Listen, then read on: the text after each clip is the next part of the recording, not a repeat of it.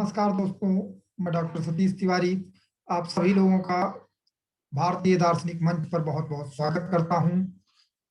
आज मैं आप लोगों के सम्मुख एक बहुत ही चर्चित विषय आरक्षण को लेकर आया हूं। अब प्रश्न ये है कि कोरोना का समय है, कोरोना का काल है, महामारी का समय है, हम सब लोग इससे जूझ रहे हैं और मैं ऐसे समय में क्यों आरक्षण जैसे विषय लेकर आया। इसका मुख्य कारण है भारत सरकार द्वारा लिया गया एक निर्णय। भारत सरकार ने हाल ही में सर्वोच्च न्यायालय द्वारा नौकरियों में जो मराठा आरक्षण था उसको खारिज कर दिया गया था, उस पर पुनर्विचार याचिका सुप्रीम कोर्ट में दायर की है। इस पुनर्विचार याचिका में इसलिए सरकार ने दायर किया है कि जो मराठा आरक्षण है उसको जारी रखा जा सके। दरअसल बात यह है कि सुप्रीम कोर्ट ने मराठा आरक्षण को दो आधारों पर खारिज कर दिया था। पहला आधार, इंदिरा साहनी वाले केस में जो 50% का समय की एक सीमा बनाई गई है, इस आरक्षण से वो सीमा का उल्लंघन हो रहा है। लेकिन इस सीमा का उल्लंघन और भी कई जगह पे हुआ है, तो ये मुख्य आधार नहीं है, लेकिन सुप्रीम कोर्ट ने ये भी एक आधार दिया है। दूसरा एक आधार है कि केंद्र सरकार ने अन्य पिछड़ा आयोग बनाया है। उस आयोग में ऐसा प्रावधान है कि कौन अन्य पिछड़ा आयोग में आएगा इसका निर्धारण राष्ट्रपति द्वारा होगा, किंतु जो मराठाओं को आरक्षण दिया गया वह महाराष्ट्र के राज्यपाल के द्वारा वहां की सरकार के सहमति से किया गया। तो यह जो है आपस में कन्फ्लिक्ट हो गया। तो इस कन्फ्लिक्ट के कारण सुप्रीम कोर्ट ने इस आरक्षण को खारिज कर दिया। इन दिनों आरक्षण का मुद्दा इसलिए चर्चा में। तो आज हम ये जानने की कोशिश करेंगे कि आरक्षण क्या है और ये क्यों दिया जाता है और इसका आधार क्या है, ये किसको दिया जाता है। सबसे पहले अगर हम बात करें कि आरक्षण क्या है, भैया आरक्षण जो है, आरक्षण का मतलब क्या है? किसी पद पर, किसी वस्तु पर, किसी जगह पर अगर किसी व्यक्ति विशेष या व्यक्तियों के समूह के लिए वो निर्धारित कर दिया जाता है तो उसे हम कहते हैं आरक्षण। इतनी सी बात स्पष्ट है। अब जो आरक्षण है ये दो प्रकार का होता है। एक ये व्यक्तिगत आधार पर होता है, एक समूहगत आधार पर होता है। जब हम कहते हैं व्यक्तिगत आरक्षण, इसका सबसे अच्छा उदाहरण है जो हम सब लोग परिचित हैं, वो रेलवे में जब हम टिकट आरक्षित करते हैं ना, रिजर्वेशन करते हैं। ये रिजर्वेशन शब्द ज्यादा प्रचलित है, हिंदी का आरक्षण शब्द कम प्रचलित है, लेकिन इसका मतलब वही है। तो यहां पर जो आरक्षण होता है, जिस व्यक्ति विशेष के लिए जो सीट विशेष आरक्षित की जाती है, तो यहां पर क्या है, किसी व्यक्ति विशेष के लिए कोई पद या सीट आरक्षित की गई है, ये व्यक्तिगत है। दूसरा जो आरक्षण है जो कि राजनीति के क्षेत्र में है, व्यवस्थापिका में है, नौकरियों में है, शैक्षणिक क्षेत्रों में है, वो आरक्षण समूहगत आरक्षण का उदाहरण है। समूहगत आरक्षण क्या होता है? यह आरक्षण किसी व्यक्ति विशेष को ना देकर एक समूह विशेष को दिया जाता है, और जो व्यक्ति विशेष उसका लाभार्थी होता है वो केवल उस व्यक्ति विशेष तक नहीं माना जाता है, बल्कि उस पूरे समूह का प्रतिनिधि उसको स्वीकार किया जाता है। तो जो समूहगत आरक्षण है उसकी जो केंद्रीय भावना है वो प्रतिनिधित्व की भावना है। तो प्रतिनिधित्व जो है समूहगत आरक्षण की प्रमुख विशेषता है। अब अगर हम बात करें कि भाई आरक्षण क्यों दिया जाना चाहिए, तो आरक्षण देने का जो व्यवस्था है ये सामाजिक न्याय के लिए है। तो जो मूल प्रश्न होता है, अक्सर लोग इसको आपस में चर्चा का विषय बनाते हैं कि आरक्षण क्या समानता के अधिकार का उल्लंघन नहीं है? आखिर में आरक्षण को और समानता के अधिकार को परस्पर विरोधी रूप में देखा जाता है। अगर हम प्रथम दृष्टया देखें तो ये विरोधी प्रतीत भी होते हैं, लेकिन वास्तविकता ये नहीं है। प्रकृति ने हम सबको समान नहीं बनाया है, ये तथ्य है। हम सब लोग समान, हमारे अंदर समानता नहीं है, इक्वलिटी नहीं है। लेकिन हम एक सभ्य समाज के, एक लोकतांत्रिक समाज के सदस्य होने के नाते ये हमारी जिम्मेदारी है कि जो व्यवस्था के कारण सदियों से हाशिए पर रह गए हैं, पीछे छूट गए हैं, उनको भी मौका मिलना चाहिए, अवसर मिलना चाहिए मुख्य धारा में आने के। और ये समानता से संभव नहीं है।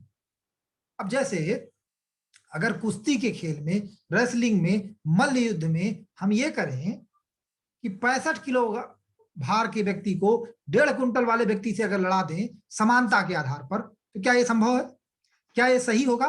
क्या ये न्यायोचित होगा? नहीं, बिल्कुल स्पष्ट है। तो क्या है, जैसे रेसलिंग में, मल्ल युद्ध में क्या है, कैटेगरीज बटी हुई है। आपस में जो संघर्ष होता है, जो खेल होता है, वो किन के मध्य में होता है? जो लगभग एक भार के लोग होते हैं। तो जब इक्वलिटी की बात हो रही है तो इक्वलिटी किसकी है? With in the equals. समानता की बात समान परिस्थिति में समान लोगों के बीच की है। तो जब हम बात कर रहे हैं समानता की, तो आरक्षण समानता के विरोध में नहीं है, बल्कि ये व्यवस्था समानता के मूल भावना को लागू करने के लिए है। अब प्रश्न ये उठता है कि भाई, तो आरक्षण की व्यवस्था की कैसे जाए? इस पे दो तरीके के प्रमुख रूप से मत हैं। एक मत ये है कि किसी समाज में जितने प्रकार के समूह हैं, उनके जो जनसंख्या का अनुपात है, उसी अनुपात में इसको, पदों को आरक्षित कर देना चाहिए। दूसरा मत है कि नहीं, उस जो है कुछ संख्या अनारक्षित रहनी चाहिए जिसमें सभी वर्ग के व्यक्ति प्रवेश कर सके, और कुछ संख्या, कुछ भाग को आरक्षित करना चाहिए जिसमें उस वर्ग विशेष के लोग ही भागीदारी ले सके। जो दूसरा वाला हिस्सा, दूसरा वाला सिद्धांत है, भारत में कम या अधिक करके संपूर्ण भारत में यही वाला स्वीकृत है और यही लागू किया गया। अब अगर हम बात करें कि आरक्षण किसको दिया जाना चाहिए, आखिर में आरक्षण का आधार क्या होना चाहिए, इसको लेकर भी बड़ी संघर्ष की स्थिति है। कुछ लोग जातिगत आरक्षण का विरोध करते हैं। तो जो आरक्षण का विरोध है वो दो आधारों पर है, वो दो तरीके का विरोध है। एक विरोध तो आरक्षण की मूल अवधारणा का ही है कि आरक्षण होना ही नहीं चाहिए, आरक्षण में ही समस्या है। दूसरा विरोध है कि आरक्षण जिस आधार पर दिया जा रहा है, मतलब भारत में जो जातिगत आधार पर दिया जा रहा है, वो जातिगत आधार पर ना होकर आर्थिक आधार पर होना चाहिए। तो ये जो आर्थिक आधार पर आरक्षण की मांग है, या मांग थी कहना ज्यादा उचित होगा, क्योंकि वर्तमान सरकार ने, अब केंद्र सरकार ने जो अनारक्षित वर्ग था, उसमें जो आर्थिक रूप से पिछड़े लोग थे, उनके लिए 10% आरक्षण की व्यवस्था जो है कर दी है। तो अब भारत में इस समय जो है वो सामाजिक, शैक्षणिक और आर्थिक तीनों आधार पर पिछड़े लोगों को रिजर्वेशन की, आरक्षण की व्यवस्था है। एससी एसटी का रिजर्वेशन शैक्षणिक और सामाजिक आधार पर, शैक्षणिक और सामाजिक आधार पर मंडल कमीशन के रिकमेंडेशन पर उनकी जो है 1982 में अन्य पिछड़ा वर्ग की भी आरक्षण की व्यवस्था की गई, और अब अनारक्षित वर्ग के जो आर्थिक रूप से पिछड़े लोग हैं उनको भी आरक्षण की व्यवस्था, विशेष आरक्षण की व्यवस्था कर दी गई है।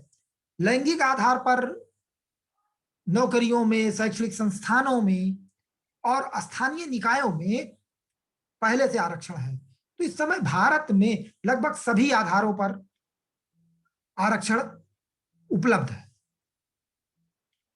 अब रही बात, अगर हम बात करें आरक्षण होना चाहिए कि नहीं होना चाहिए, आरक्षण होना चाहिए कि नहीं होना चाहिए, इस बात पर ये जो मूल विवाद है, ये विवाद दो वर्गों का विवाद है। एक वर्ग है आरक्षण से लाभार्थियों का वर्ग, दूसरा वर्ग है आरक्षण से वंचितों का वर्ग।